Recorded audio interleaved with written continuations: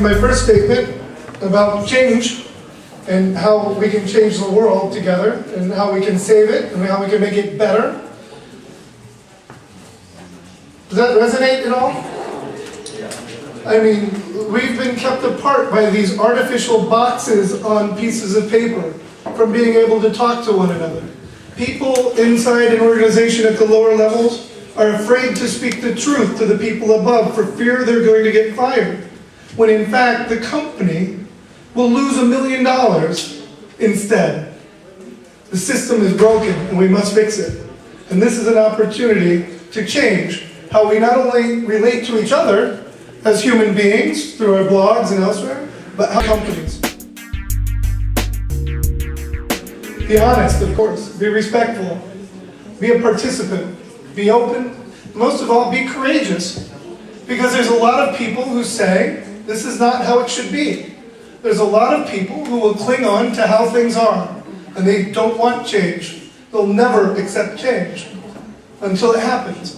But the one thing we do know is that change is a constant. Every day we're changing. Every day the world is changing. And the people who are clinging on to how it used to be, I don't think that's serving us. I don't think that's serving us at all. What does that mean to you, to be human? It means to be alive. Yeah, absolutely. What else?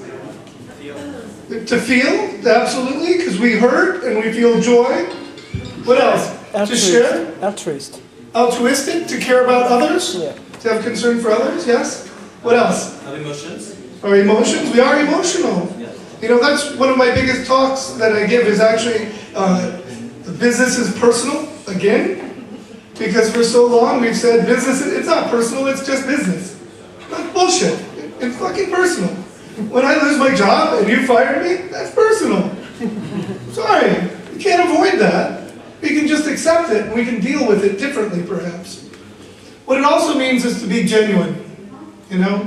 It means to be really who you are, which is why we don't just be human, we want to be. We wear different masks in our communities. We get up in the morning and we put on a different face to talk to our boss and to our customers than we do to our children. We put on a different face when we talk to our fraternity brothers about the college days and the drinking and all the other things we did. And there's these different parts of our lives in which we put forth a different persona into these. You know, one of the things that I'm really talking about here is listening. Of course, companies now are actually listening. They're participating. Dell listens for people to complain about their products, and they respond. So that's the most important insight, actually, from listening. It's not necessarily that you are listening or that you're hearing. It's not even what you do in the first place to piss somebody off. It's about what you do as a result of what you hear. And that's what it means by being aware and being smart. By doing smart things based on what you hear and what you're aware of. Who here has perhaps read a book called The Four Agreements? Don Miguel Ruiz? No? Don Miguel Ruiz is a wonderful book. It's called The Four Agreements. It's translated in every language. It's gone around the world. And the four agreements are, be impeccable with your word. This isn't just being honest. This is a standard that is very, very high, impeccable, beyond reproach. Second one, don't make assumptions. Ask questions. If you think somebody's done something to hurt you on purpose, don't just think that. Ask them. Be upfront. Find a way to actually ask the questions so you don't make the assumption, but you know, or you can find the answer. Number three behind it is actually don't take anything personally. Now this is really hard, because when you get fired, that's personal, right? But what if somebody, crazy person, homeless person, walks up on the street and goes, "You're stupid"? Do you carry that with you all day and feel stupid? No, but it might feel weird because it's a shocking experience, right?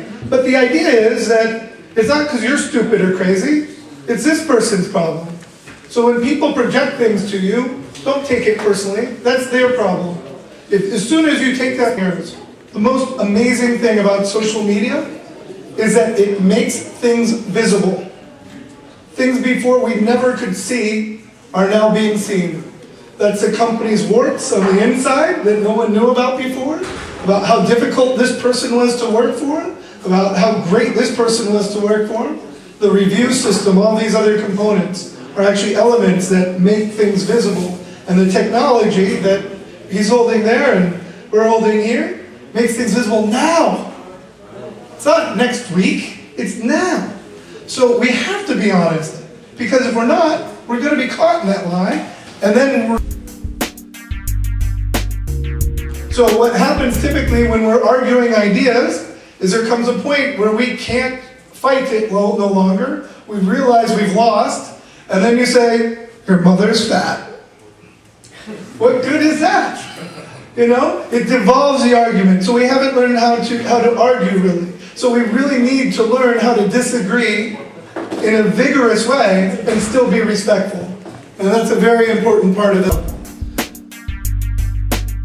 I realized actually at the time that marketing in this new era is participation. It's not just you buying the drinks, it's you showing up and talking to people. It's you contributing ideas and helping people with what you're doing. It's the most important element. It's what we're all doing here. It's what everyone's doing online. We're participating. But of course, we don't want to just participate, we want to contribute value. Be open-minded to criticism. Be open-minded to new ideas. But of course, we don't want to just be open. If we really want to do this, and we want to succeed and make the world a better place that we know it can be with these tools and technologies, we also have to be an agent for change. And that's a very important element of it. That's why that really ultimately requires you to be courageous. Because there are many people who will shoot down these dreams. There are many people who don't want to hear what we have to say. And it is taking a little risk. But the one thing we've learned from the Web 2.0 era, as well as from the things before it, is very simply this. We need to fail, and we need to fail fast. We can fail faster than ever and cheaper than ever before, so we can learn from those mistakes and move forward and be better.